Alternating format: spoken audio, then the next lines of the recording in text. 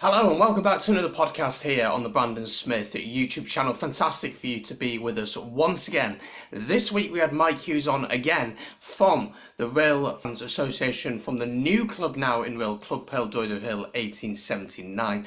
Of course, the old club ceased to exist back in April due to financial reasons, but they've set up a new team already and everything is in the works to start a new season. I wanted to get his thoughts on the new club. What can we expect from the side? The excitement of getting a new manager in, of securing Bellevue as their home stadium, and lots more.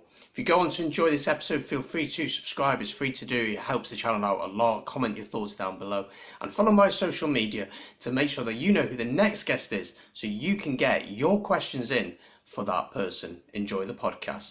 Okay, so I just first wanted to understand how this new club came about. We obviously understand about the old side coming to an end, obviously because of the effect of COVID-19 and the financial implications that that had on Rhyl Football Club. We now have this new side, Club Bellevue Stadium 1879. Can you explain to the listeners a little bit about how this club came about? Well, the first point is that Rhyl has always had a very successful club. Always quite well followed, always etching in the thousands for very popular games back in the mid noughties. TNS at home specifically, also for the first game for Statin, that got over 2,500 fans. I think I was there as well. We weren't just going to sit back and let football die in Rhyl, a big town on the North Wales coast where you have thousands, maybe millions of people visiting in a year. It's probably one of the most popular North Wales holiday destinations, especially back in the day. So we decided we met in Rhyl on the 29th of February this year to start discussions for a new fans association, to bring back a new fans association separate to the old one, and with us, the 10 of us who met there, just to see how we can move forward to maybe raise funds for, firstly, the old club, because originally we didn't know that the old club was going to be liquidated. When, of course, that news was announced, we were, of course, gutted, but we had foundations in place, such as the seat sponsors, which Graham Cartledge has been doing for years. Graham's been watching for over 50 years as well. Big supporter of Rhyl, and also the GoFundMe, which we did. I think it's raised over £3,000 to date. It's not an awful lot of money, but it's starting points. So, the long story short is that we weren't going to let football just disappear from the town, because we've been supporting Rhyl for decades. It's just we're not really in our DNA to let something die like that, shall I say? So. Definitely, and as you said, Rhyl has that big history of football, and we'll get onto Bellevue in a minute because I know you've got some exciting news about that to tell us about, and the news about the chairs as well, about the seats in the stadium. If anyone wants to get their name on a seat, it's just £5. I'll put a link in the description to get in touch with the right people for that. Just £5 to have your name or someone's name on there, and it's a fantastic way of supporting the club, that's for sure. Can you tell me a little bit about Bellevue now, because we know you got exciting news about that, and Bellevue has so much history around football, especially in North Wales, not just for Rhyl Football Club, but for so many players across North Wales. Many cup games being held there. I've played there, not that I was particularly good at football, but I've played there. Can you tell me the news about Bellevue? Yeah, so it was announced on 7 days ago, I think it was on the 18th of May, that the new club has secured Bellevue for playing purposes, etc., for the new season 2020-2021, whenever that will start. We don't know with COVID, of course, so that's great news, firstly. But we also, with the caveat of that, we've been given the option to purchase the ground for football reasons, for the town, for the community, to carry on the history there, which we built over the last 120 years with the old club when we moved there around 1900. So yeah, absolutely over the moon when we heard that news. Not only, again, like, it means that we're going to secure football to be in the town going forward, also gives Club Bellevue Rhyl 1879 a base instead of us ground sharing, which could be a lot of hassle with negotiating with another club, also more travelling. Obviously, a football club in Rhyl Football Club, for example, is outside of Rhyl. It doesn't feel right, although there were names thrown about like St Asaph, also Rovlin, where we could have possibly gone. Of course, these are only speculation. Where if these grounds are up to standard, you don't know. I know Rovlin's isn't. I'm quite sure, but it's mainly the fact that we're staying at Bellevue, keeping the football in the town of Rhyl. It's massive. And also another thing with keeping Bellevue is going forward, hosting European games, maybe for Club Peldroid Rhyl 1879 going forward in the future. We don't know where it's going to take us, but also hosting clubs like Connors Quay, who of course hosted Kilmarnock in last year's Europa League. Connors Quay were crowned champions of the Welsh Prem, dethroning TNS recently, so they're going to be in the Champions League for the first time in their history. Finally, eh? Finally, shall we say? No bias there, but also Ballatown, we've got had quite a good relationship with them, playing at Bellevue for the Europa League qualifiers. I think they were announced finishing third in the Cymru Premier, so that's another thing, they'll be guaranteed that spot. Then there's also the playoffs. I don't know what's been happening with them. So possibly another club. I don't know, Carnarvon. I don't know. You know what I mean, anyway. So yes, but also, of course, the revenue that can bring into the club, and having a relationship with these big clubs. Connors Quay coming over the years, starting from the Cymru Alliance, which it was with us like 8-10 years ago, to Ballatown, who have been around for around the same time. But yeah, getting a relationship with those clubs, but also hosting these big games which have over 500, 1,000 fans, depending on how popular they are. So yeah, there's a lot of big points that Bellevue's going to bring back to having the ground back within the club, the community. Yeah. I think there are two other things about Bellevue which are really important to mention. First of all, for fans of Rhyl, it's that familiarity of going to the same ground, knowing where everything is. And it's such an iconic stadium that people in the area won't feel, okay, I'm going to watch this new side playing in a field. I'm going to watch them in a stadium as such, which is going to be really important for you guys. And also, the idea that you guys will be able to buy Bellevue, hopefully in the future. Obviously, I don't know your finances and things like that, about how far that is away, but having that stadium, as you said, opens the door once again to getting in European games, cup games, and that can be at all levels of football, from child level all the way up to adults. It is a fantastic way of getting people involved, and I think that keeping Bellevue will certainly help the team. It'll have that familiarity again for the fans, and it's something that everyone in the community knows. Sorry, you exactly mentioned that there, bringing the academy back, keeping it at Bellevue as a hub again for football in Rhyl, and a point which you mentioned, which I did have on my list, but having the same stadium, we've been there for nearly 120 years. We know exactly what's in Bellevue. It's also been developing it. We've recently upgraded the bar in the stadium with proper beer on draft, it was like that a few years ago, but that sadly stopped. Another benefit which coming to Bellevue, you've got a bar there. You can look at the two balconies either side of the bar. Also look at obviously the windows to watch the game, but also the atmosphere within the ground. You've got the Coronation Gardens end, which is all you see pictures back in the day, completely filled, especially the Partizan game where just hundreds of fans behind that goal. And yeah, it's just the history of Bellevue, and it's the biggest, it's the best, voted the best club stadium in domestic Welsh football on This Is Welsh Football Twitter recently. So yeah, Bellevue, massive for the club and the town. Yeah. Definitely. I wanted to get into the playing side of things now. I know that you guys are looking for a head coach. Again, I'll put a link in the description to that if anyone feels they're qualified enough or have that experience to go for that kind of role. I'll put that in the link in the description for people to go check that out. A lot of the players who played for Rhyl FC, what's happened to them, and is there any chance that they will come and play for you guys? Well, first and foremost on that point, like you mentioned, we did on Friday, just gone the 22nd of May. We are CPD Rhyl 1879 did announce a post to advertise for the new first team manager to be appointed. With it being a new club, you would have to say that all of the playing staff from the old Rhyl FC would have been let go. You'd assume that.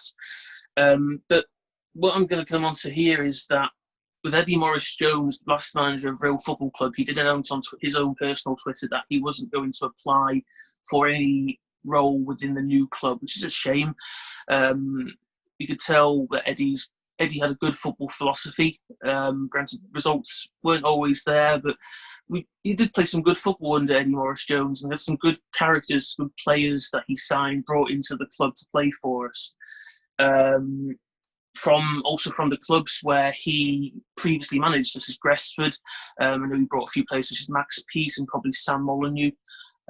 Also Denby, he brought a few from there. Max Peace came from Denby as well.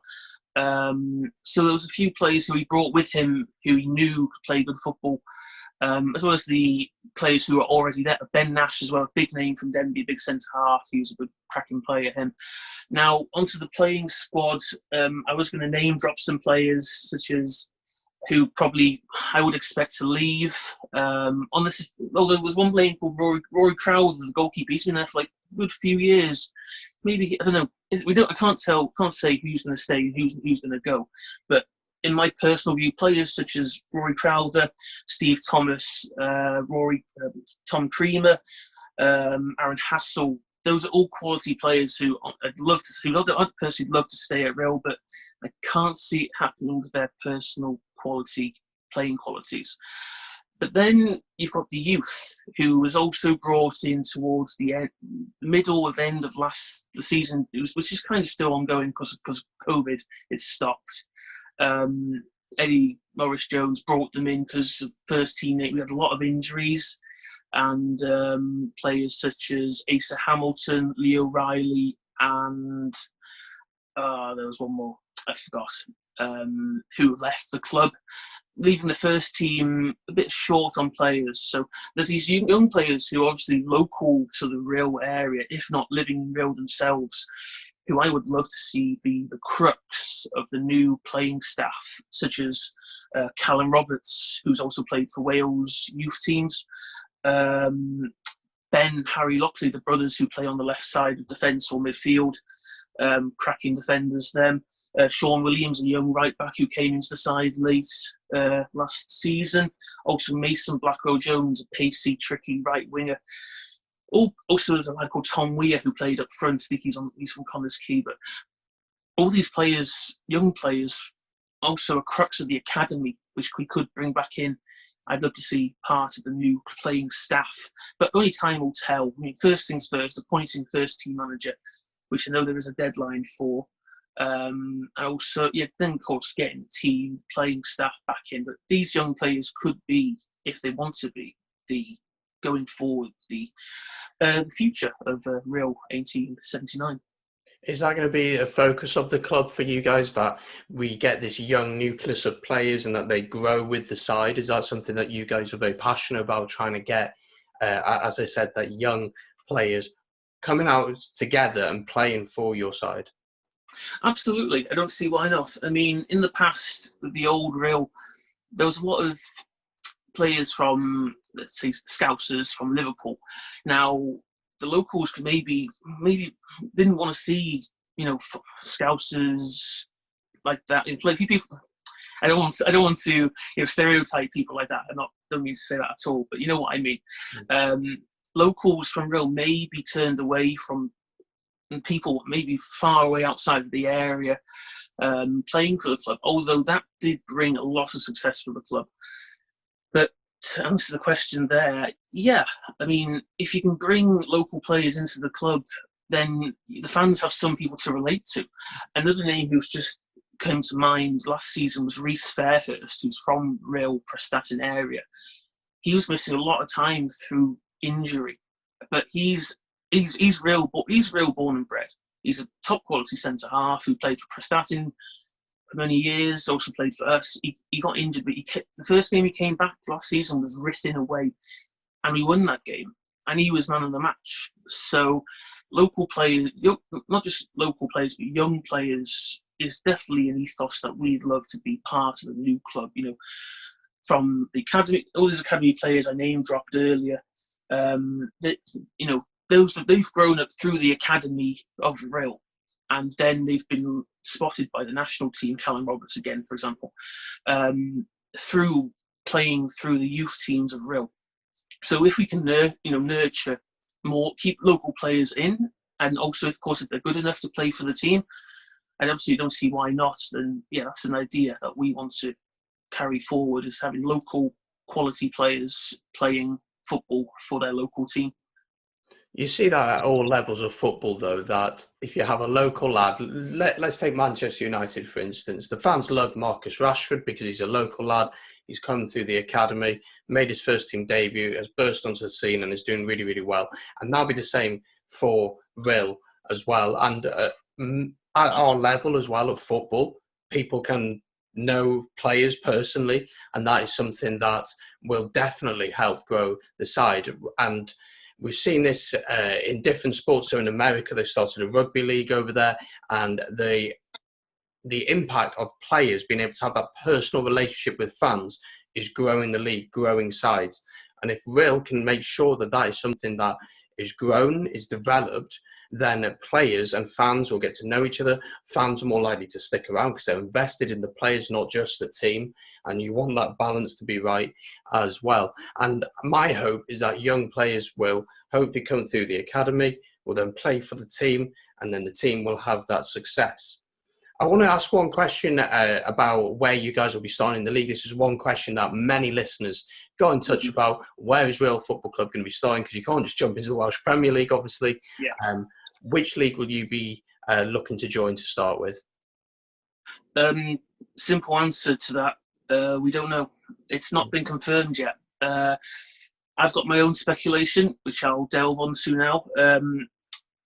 It won't be the Cymru North, which is the second tier again, because this last season was the first season that Colwyn Bay came into the Welsh system.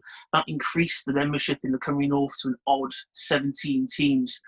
So with Rhyl, the old Rhyl FC being liquidated, our results were expunged from this current season, so that's now down to 16 teams. We won't be going back into that league. It's not been confirmed, but it's not going to happen, because you got 16 teams, you got teams being promoted from the 3 feeder leagues, the Spa Mid Wales, the Welsh Alliance, and the Welsh National Leagues, and also the one relegated, which would probably be Airbus, from the Welsh Cymru Premier. So you got 3 teams going down, us leaving, and of course Prestatyn aren't going to go up. Maybe Flint going up in second, then Airbus coming down. That's 16 teams. So it's not going to be the Cymru second tier 2, unfortunately. I would expect it to be tier 4 or 5. Now, I haven't gone into much research in terms of how many teams are in those leagues, but I would expect tier 4, tier 5. Tier 4 being the Welsh Alliance Division 2, or probably more likely the tier 5, which is Vale Clwyd League.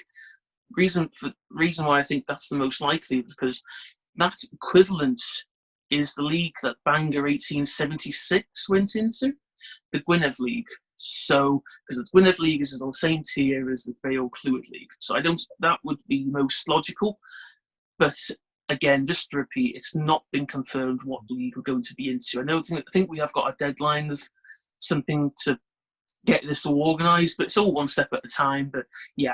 Again, long story short, it's not been confirmed which league we're going to be in next season.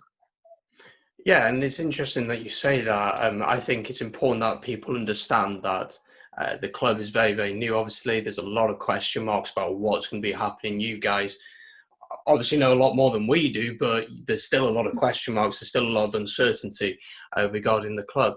Do you think that Rhyl, if you can keep your players, you'll look to go through the leagues very quickly? Or do you think this will be a long-term project of bringing the youth through or trying to balance that of success, but also youth, getting the fans involved in this new side?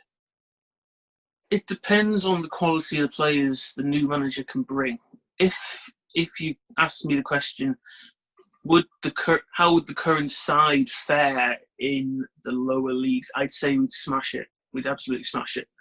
With the players I named earlier, then again, they wouldn't want to play in that standard of league. That's why most players will leave. That's what I think. But yeah, we would, if we kept, let's say, 50% of that squad from the current COVID stopping season, we'd definitely rise through the leagues quickly. A point I was going to bring towards the end was the new club has a 5-year plan in place, which ultimately, I believe, wants us to be competing in the Cymru Premier by the end of those 5 years, and possibly even competing for European places. So there is the belief there where we can, with the fan base, with the Bellevue Stadium, with the draw of managing a football club in Rhyl, we can appoint a quality manager who can bring in quality players, within that 5-year plan will get us back to where some people would believe where we belong, is the top of the Welsh Premier domestic table. You say something very interesting about a quality manager. Do you believe that, yes, we know how historic Rhyl is, we know the ground is a fantastic ground, especially for the level that you believe you'll be playing at. Do you think you'll realistically be able to draw in a quality manager? And will this manager, will it be on a voluntary basis, or is it a paid basis, or is it a bit of both? Well, I don't know much in terms of how managers were paid back in the old club. There obviously was some money there, but I don't think I wouldn't imagine it'd be a voluntary basis. It's not going to be a full-time basis either. Obviously a part-time basis. I know we're advertising for a coach that a minimum is working towards or has his UEFA B license, which is 2 steps below the Cymru Premier requirements, which is the Pro license, which former Rhyl manager, for example, Niall McGuinness, I believe, has. Whether we can, of course, I'm more optimistic for the future with it being a new club with a big fan base in Bellevue. I don't see why we couldn't attract a quality manager. I mean, you probably wouldn't be talking in the likes of your Andy Morrison from Connors Quay, Hugh Griffiths, who's now at Carnarvon, Niall McGuinness has done a massive job at Flint over the past couple of years, guys into second and probably promotion to the Cymru Premier. My honest knowledge of North Wales managers is quite limited, other than what's been appointed already. Eddie Morris-Jones, who was a good manager, but he had some people, Richard Williams-Cook, maybe Cookies maybe Cookies a shout. I don't know who's going to apply. That's the crux of it. But I don't see why. I'd imagine we'd have quite a lot of applicants wanting to get sink their teeth into a brand new project, like Bangor 1876 was, like we are now starting from the bottom and going up to the top, hopefully. So, yeah, I'm sure we'll have plenty of candidates, and I'm sure we'll definitely appoint the right one, but time will tell. Time will tell. And I think it is a very exciting project. You as a manager will have time to mould this team the way you want to do it. You're starting at the lower leagues, maybe you got a bit better quality players that the league is actually at, and so you have that ability to mould the players into the style that you want to play, hopefully attractive style of football for the fans to watch, and that's going to be really exciting. I just want to finish with 2 listener questions for you, and we'll get through them now. One of the big questions was about budget, about how will the club be budgeted. Is a private investor getting involved, or is it all fans? It's not going to be, again, answer to that question is I don't know. It's not going to be all fans, I'd imagine. With the new board that's been appointed, it's 50-50 new faces and faces from the old board, like Adam Roach is still going to be a managing director. Tom Jameson, he's the current chair. He's going to be the club chairman. I don't know if Paul Higginson, who was the previous chairman, is going to have any input. Although I do know he, on the statement that the new club announced, that he did provide his own statements when we secured Bellevue. I don't know what involvement he's going to have. The straight answer is I don't know. In terms of the budget, I don't know. Unfortunately, I don't know where it's coming from. I don't know who it's coming from. But I'm obviously hopeful that it'll bring good times back to the club. But yeah, sadly, I personally don't know the answer to that one. Sorry.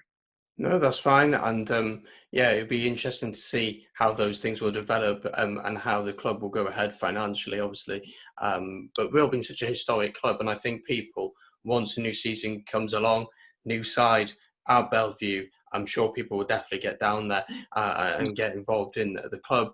The final question I have for you is, do you think that the fans of Rhyl FC will come and support? So from the old club will come over, and how will you be looking to get new fans involved in the side? I hope so. I mean, going off what Bangor 1876 have had in attendance-wise, I've seen loads of photos online of fans just piling the ground there in Treborth. Treborth. I don't. With this happening, Bellevue is a big advantage. You could say it's a big advantage over the new Bangor clubs. It's an existing stadium. We know exactly what's there, and of course you've got the seated capacity, which is, I don't know what it is now, over 1,500 seats. That's one point. A good Bellevue also, which we haven't mentioned, is the playing surface. It's one of the best playing surfaces in North Wales. Well maintained by the previous groundsman. And yeah, like we mentioned on the last question, it's a new project. It's a new club which is at the bottom of Welsh football. So if we can get a good team together, then of course fans watch a good team. As we can, going back to the 08-09 season when we won the Welsh Prem with the likes of Neil Roberts and Jamie Reid and Strong, Horan, Kendall in goal, Connor Lee, Gareth Owen, John Layer, all those names that we had always had fan attendances at games of over 600, 700, the thousands as well for the TNS at the end of the season for Staten again, like I've mentioned. I don't see why we couldn't attract fans in that way. Obviously winning football team brings fans, which I've had experience with following the old Rhyl Football Club over the past 10 years or so. How we attract new fans? Well, it's more of a bringing the football back to being the heart of the community with the New Fans Association. Like you can join us, be a member to vote on how the club's run. Like naming the new football club was strictly down to members, paid members of the RFA.